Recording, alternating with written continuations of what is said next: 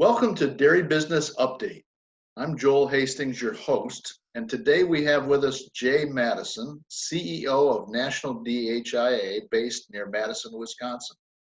Welcome, Jay. Glad you could be with us. Well, good morning, and happy to be here. It's a beautiful fall day. Delighted to hear that. Yesterday, you announced a new data sharing arrangement with organizations across 13 countries. Your news release calls it the International Dairy Data Exchange Network. Why don't you tell us about it?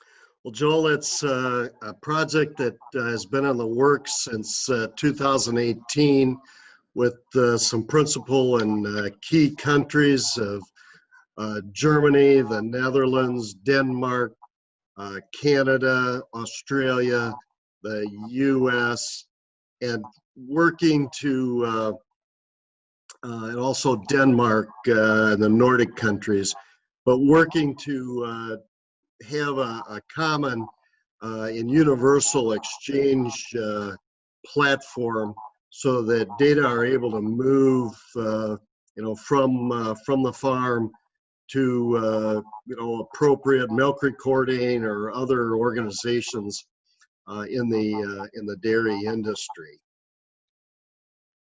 Your news release talks about sharing data with farm service organizations and technology companies too. Just tell us a little bit about how that works. Well, a key to it is we're exchanging data, so it's a two-way, so milking systems on farms and having that data go into a data stream beyond the farm. But it is also, we want to emphasize, driven by the herd owner manager's authorization. They own the data, and so there's access and use.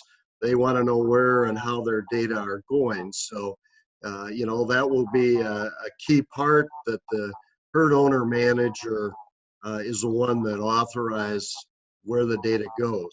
And the exchange, working with particularly sensor manufacturers, milking equipment manufacturers, in moving this data and having a common and a standard format will take and make it far more effective.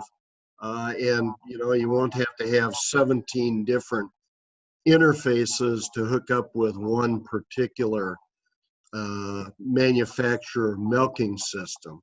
So it'll be able to take and reduce the support and have the data be able to move, because there'll be one conduit that everyone is able to utilize. So from a dairy farmer perspective, a little bit more seamless connection between my milk recording and maybe some of the technology that I'm using on the dairy. Is that what you're saying? Right, and it also, the standardization will know that milk is milk and a breeding date is a breeding date, because it'll all be standardized or recognized. Right now there can be different and various ways that those are reported. So there's a lot of work that's been done by the International Committee on Animal Recording, ICAR, Animal Data Exchange working group to help facilitate this. This is kind of the implementation and the commercial application of it. The organization is actually headquartered in Germany, I believe your announcement said. Just talk a little bit about how that works, where the data will be housed, I guess in the cloud, I suppose, but what are some of the arrangements for the network? The network is a hub, so there won't be any data stored, but the data will flow through the hub, and then it'll go to the particular authorized user, whether that be a DHIA milk recording or a DRPC, Council on Dairy Cattle Breeding, an AI organization, other allied industry cooperators, breed associations.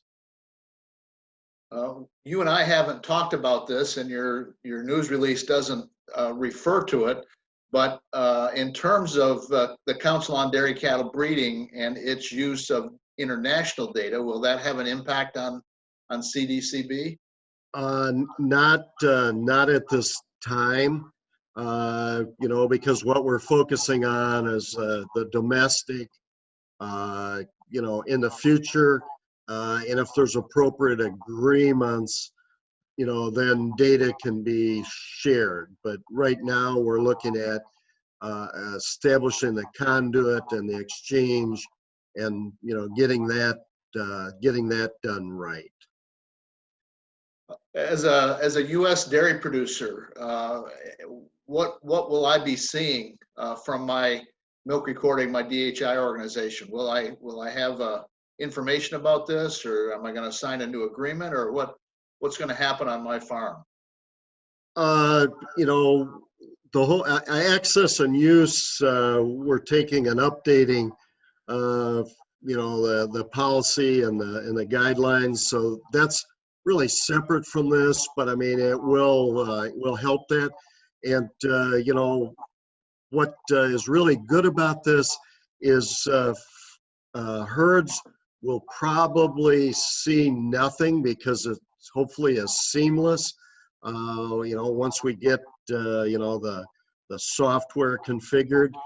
But what will happen is we'll be more effective and efficient in moving that data.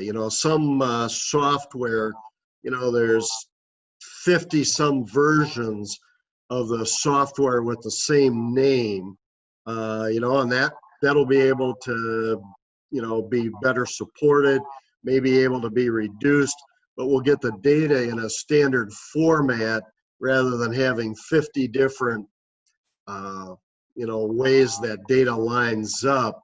And that will be really huge for, the processing and the standardization of the data. So, that will be a lot more effective.